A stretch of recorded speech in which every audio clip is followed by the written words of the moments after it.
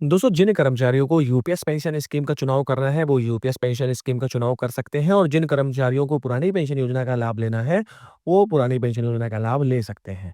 शिवगोपाल मिश्रा जी एक वीडियो के माध्यम से बताते हुए नज़र आ रहे हैं कि मैंने गारंटीड पेंशन्स कर्मचारियों के लिए लेकर आया हूँ, जो कि यूपीएस पेंशन स्कीम है और जो ओपीएस के लिए संघर्ष कर रहे हैं, ओपीएस लेना चाहते हैं, वो ओपीएस के लिए कंटिन्यू काम करते रहें। तो कुछ इस प्रकार से शिवगोपाल मिश्रा जी बोलते हुए नज़र आ रहे हैं और उसके बाद उन्होंने एक और स्टेटमेंट दे दिया जो कि आपको मैं वीडियो के माध्यम से आपको दिखाऊँगा दोनों स्टेटमेंट। तो जानने के लिए, देखने के लिए बने रहिएगा वीडियो पे। चैनल पर नए हैं तो चैनल को सब्सक्राइब कर लीजिए, बेल आइकन दबाइए ताकि ऐसे वीडियो आपको मिलते रहें और आप हमेशा अपडेट रहें। चलिए बिना देरी करते हुए वीडियो को स्टार्ट करते हैं। भाई जिसको चाहिए वो यूपीएस ले लीजिए, यूनिवाइड पेंशन ले लीजिए, और जिसको नहीं चाहिए वो अपना पुरानी नई पेंशन स्कीम में रहो। तो अभी तो 3 महीने का समय इसी के लिए है। बाकी पुरानी पेंशन के लिए बहुत सारे लोगों ने वायदे किए थे, उन लोगों को चाहिए कि वो लोग पुरानी पेंशन ले आए। मैंने गारंटीड पेंशन का वायदा किया था, वो मैंने पूरा किया। बाकी जिन लोगों ने पुरानी पेंशन बहाली का वायदा किया है, उनसे मेरा निवेदन है कि पुरानी पेंशन लाने का काम करें। वो लोग ज्यादातर तो उसी के लिए मानेंगे पुरानी पेंशन शुरू हो जाए, उसकी कोई प्रॉब्लम नहीं। मैं जानता हूं कि सरकार क्या दे सकती है, नहीं दे सकती। मैं नेशनल काउंसिल डीसीएम का सेक्रेटरी हूं, वहां कैबिनेट सेक्रेटरी और सारे प्रिंसिपल सेक्रेटरी नेगोशिएशन करते हैं, और मैं कोई राजनीतिज्ञ नहीं हूं। मैं अपने कर्मचारियों का जो है वो हितैषी हूं, उनके लिए जो है वो नेगोशिएशन करता हूं, संघर्ष करता हूं। तो दोस्तों, जैसा कि आपने शिवगोपाल मिश्रा जी को बोलते हुए सुना कि जिन कर्मचारियों को यूपीएस पेंशन स्कीम लेना है, वो यूपीएस ले लें, जो एनपीएस में रहना चाहते हैं, वो एनपीएस में रह लें। मेरा काम कर्मचारियों के लिए गारंटी पेंशन स्कीम लेकर आना था, जो कि मैं लेकर आ गया हूँ। बाकी जो लोग ओपीएस के लिए तैयारी कर रहे हैं, संघर्ष कर रहे हैं, वो ओपीएस लाने का काम करें।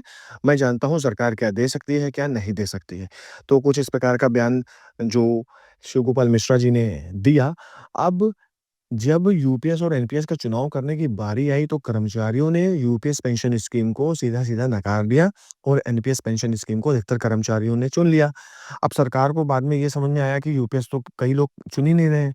तो अब इसके बाद शिवगोपाल मिश्रा जी का एक और वीडियो सामने आया, जिसमें वो क्या बोल रहे हैं, मैं वीडियो के माध्यम से आपको दिखाना चाहूँगा। तो पहले आप ये वीडियो देख लीजिए। सीधा संवाद करें, उनको समझाने का प्रयास करें कि पूंजीवादियों की व्यवस्था में उनके खेल में मत हो,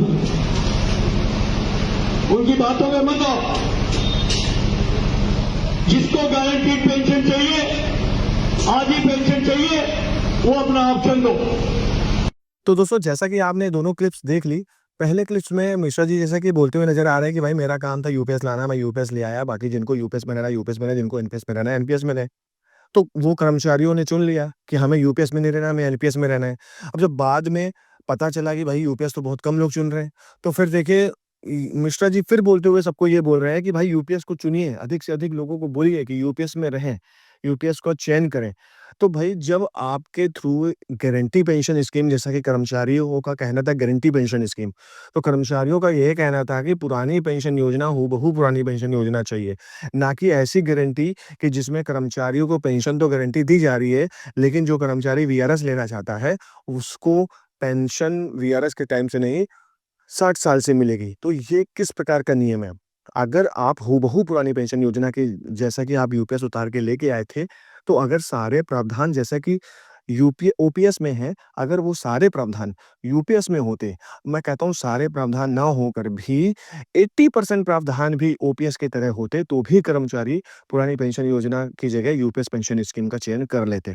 परंतु इसमें तो सिर्फ़ और सिर्फ़ एक गारंटी पेंशन के नाम पर बाकी जितना भी कर्मचारी अपना पैसा देगा, वो सरकार के पास जमा रह जाएगा और वही पैसा सरकार घुमा के कर्मचारियों को देती रहेगी। तो ये किस प्रकार की पेंशन स्कीम हुई? अब जब कर्मचारियों ने एनपीएस चुन लिया, तो फिर आप सबको फिर से इन्फ्लुएंस कर रहे हैं कि नहीं-नहीं यूपीएस को बोलिए, सब लोग यूपीएस चुनें, सब लोग यूपीएस चुनें। अगर आपके हिसाब से यूपीएस इतनी अच्छी होती, तो कर्मचारियों को पता है कि क्या हमारे लिए सही है और क्या हमारे लिए खराब है। अब इसमें पुरानी पेंशन योजना बहाली के लिए जो संघर्ष कर रहे हैं, शायद उनको भी एक तरीके से टोंट मारने का काम किया जा रहा है कि जो लोग काम कर रहे हैं, वो करते रहें और ओपीएस लाने का काम करें। मेरा काम था यूपीएस लेके आना। कर्मचारियों ने उम्मीद लगाई थी कि जब आप माननीय प्रधानमंत्री मोदी जी से मिलेंगे, तो उनके लिए, उनके भविष्य के लिए कुछ अच्छा निर्णय लेकर आएँगे। यूपीएस पेंशन स्कीम एक ऐसी स्कीम बनती नज़र आ रही है जिसमें कर्मचारियों को अपना भविष्य जो है वो अंधेरे में नज़र आना शुरू हो गया है। एनपीएस तो है ही, बता रहे हैं कर्मचारी उनके भविष्य के लिए सही नहीं है, क्योंकि एनपीएस से जो भी कर्मचारी रिटायर गया उसको उसके बुढ़ापे का सहारा यानी कि पेंशन उतने ठीक तरीके से नहीं मिल पाई है जितनी ओपीएस में मिलती है। अब जब यूपीएस पेंशन स्कीम आ गई तो यूपीएस तो बद से बदतर बताई जा रही है। हालांकि यूपीएस उन कर्मचारियों के लिए बहुत अच्छी स्कीम है जिन कर्मचारियों को लेट नौकरी मिली है। मतलब जो कर्मचारी 40 साल 41 साल की उम्र में, कई ऐसे टीचर होते हैं जिनका जॉइनिंग बहुत लेट आती है, तो उनके लिए ये यूपीएस पेंशन स्कीम बेहतर है, क्योंकि आप इतनी नौकरी अगर एनपीएस में करेंगे, इतनी शॉर्ट नौकरी, तो आप इतना पैसा अपने कॉर्पस में जमा नहीं कर पाएँगे और इसी कारण से कर्मचारियों को जो पेंशन मिलती है एनपीएस में, जिनको 2000-3000 मिल रही है, वो इस कारण से मिल रही है क्योंकि उनकी नौकरी शॉर्ट थी और पेंशन जो है वो कम बनी, इसलिए पेंशन कम मिल रही है। तो वो ऐसे कर्मचारी तो यूपीएस ले सकते हैं, लेकिन पैरामिलिट्री फोर्स का जवान है या अन्य सरकारी विभाग हैं, जहाँ पर एक जवान चाहता है कि मैं 20 साल, 30 साल, 20 साल, 25 साल सेवा करूँगा और उसके बाद मैं अपने माता-पिताओं के लिए या मैं घर में जाके कुछ कर लूँगा। मैं पूरे साल सर्विस नहीं करना चाहता, कुछ पारिवारिक समस्या है। तो इन चीज़ों को देखते हुए अगर पैरामिलिट्री का जवान या कोई अन्य कर्मचारी ये सोचता है कि मैं जल्दी रिटायरमेंट ले लूँगा, तो उसका क्या होगा? उसको पेंशन किस प्रकार से मिलेगी? उसको पेंशन 60 साल में मिलेगी, बीच के दिनों वो कैसे अपना जीवन यापन करेगा? और जो उसको पैसा सपोज़ करिए आप जैसा बता रहे हैं कि ग्रेच्युटी मिलेगी या जब रिटायर जाएँगे, तो क्या उससे उसका खर्चा चल जाएगा? आई डोंट थिंक सो उससे उसका खर्चा चल पाएगा।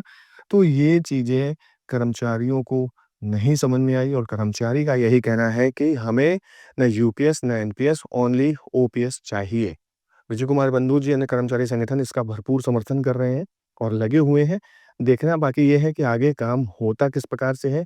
यूपीएस में अब संशोधन होगा तो जिन कर्मचारियों ने एनपीएस ले लिया है अब उनका कुछ बेनिफिट्स इसमें मिलेगा या नहीं मिलेगा, ये देखना अभी बाकी है। तो दोस्तों खबर यही थी।